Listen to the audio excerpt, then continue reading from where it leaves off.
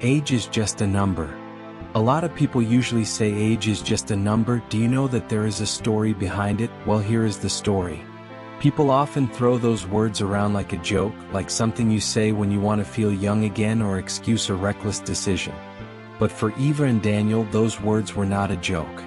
They were a wound, a prayer, a test, and eventually, a victory.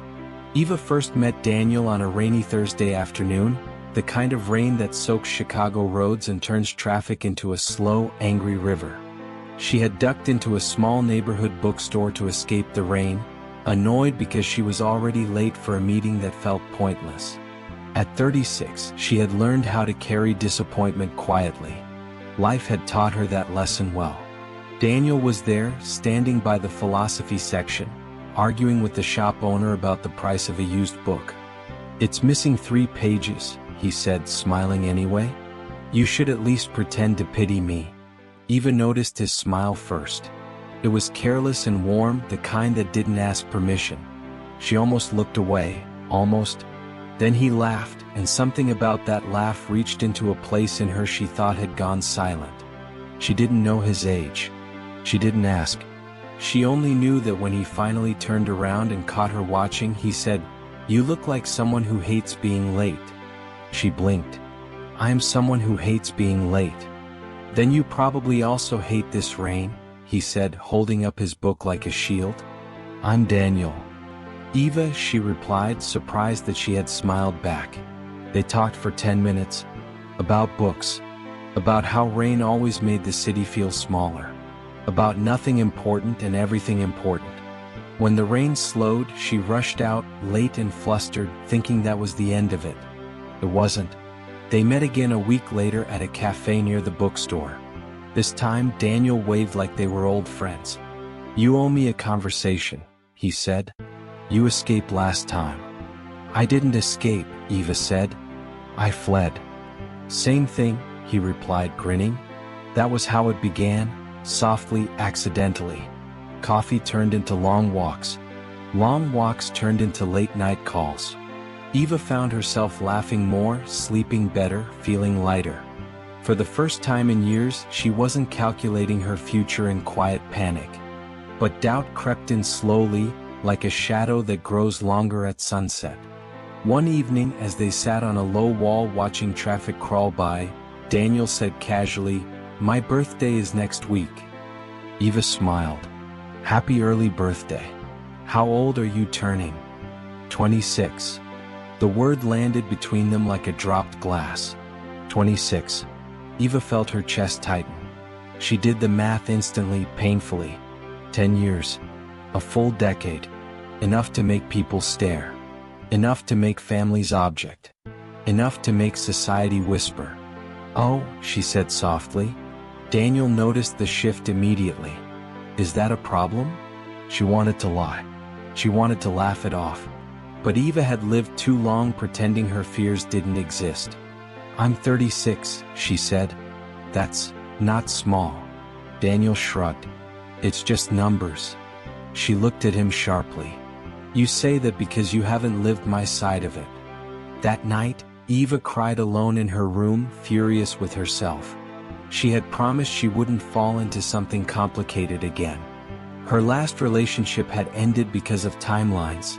Marriage pressure, children, expectations she couldn't meet fast enough. Now here she was, walking straight into another fire. For days she pulled away. Short replies.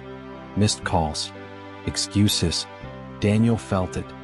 Finally, he showed up at her apartment unannounced, rain-soaked again, like fate had a sense of humor. "Talk to me," he said. "Don't punish me in silence." Eva stared at him from the doorway, heart pounding. "You deserve someone at your stage of life." "Who decides that?" he asked quietly. "Reality," she replied. "People will judge you. They'll judge me harder."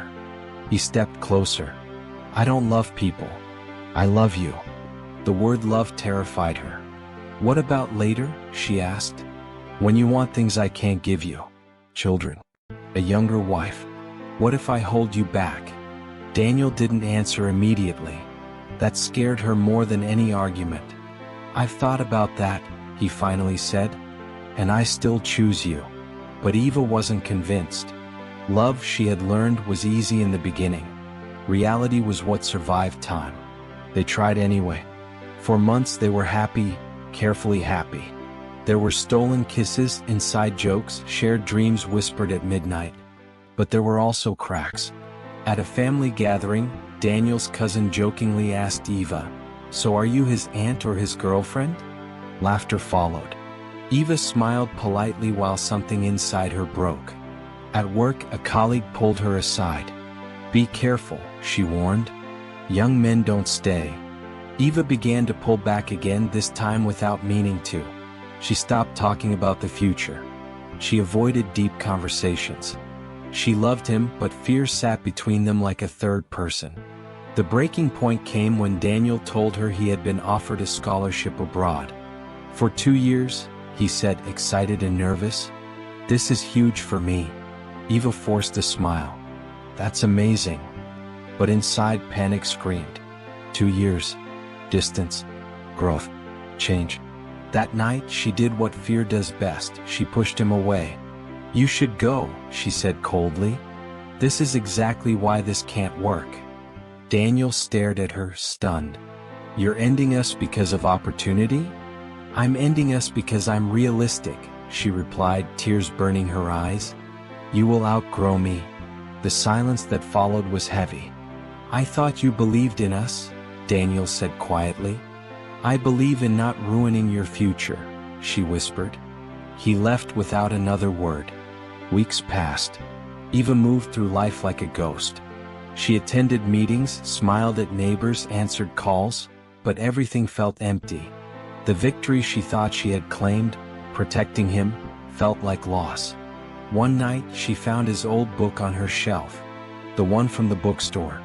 She opened it and saw a note he had slipped inside months ago. "If you're ever afraid, remember this: time doesn't measure love. Courage does." She broke down. Across the city, Daniel was packing his bags, heart heavy. He loved her, but he refused to be loved halfway. The twist came unexpectedly. 2 days before his flight, Eva collapsed at work. Exhaustion, stress, emotional burnout. In the hospital, as she lay staring at the ceiling, she realized something painful and freeing. She had spent her whole life letting fear decide for her. She called Daniel. "Don't go," she said, voice shaking. "Not yet." He was silent for a long moment. "I'm listening," he said. "I'm scared," she admitted. "But I love you more than I fear the future. If you go, I want it to be because we chose it, not because I pushed you away." Daniel came to the hospital that night. They cried together, honestly this time. "I will still go," he said gently. "But I'm not leaving you behind." 2 years later, Daniel returned. Older, wiser, still in love. The whispers hadn't stopped. The judgments hadn't disappeared. But something had changed. Eva no longer lived by them. On a quiet evening, Daniel knelt before her, holding a simple ring. "They said age would break us," he said. But it didn't. Tears streamed down Eva's face as she said yes. Their victory wasn't perfect. It wasn't easy, but it was real. And that's when Eva finally understood. Age was never the number people counted. It was the courage to choose love anyway. If you enjoyed this story, kindly share it with someone who needs it, drop a comment below, and subscribe to the channel so you never miss another beautiful story. Thanks for listening.